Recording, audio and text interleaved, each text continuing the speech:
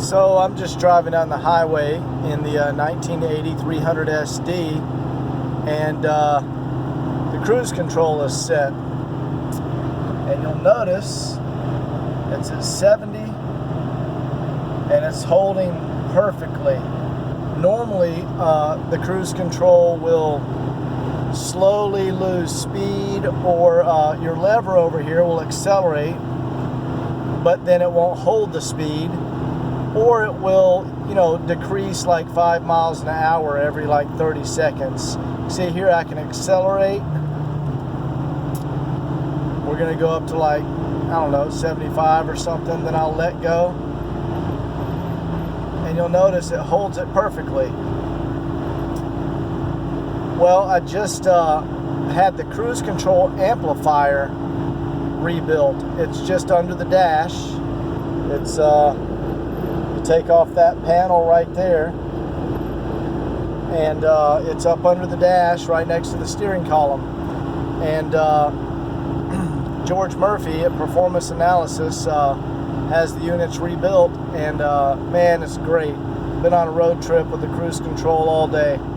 And anyway, just wanted to show that because I haven't had this working in, I don't know, 7-8 years, and I was a little skeptical, but it works great. What happens is the capacitors and electrolytic capacitors and whatnot, they lose their values just from being 30-40 years old, and they just solder on new components to the cruise control amplifier, and it makes it work perfect. You see I can decelerate. I'm going to decelerate down to 70 and then let off. I missed it. I let off a little too late, about 68 or so, and it holds it perfectly. Let me get out of the way of traffic here.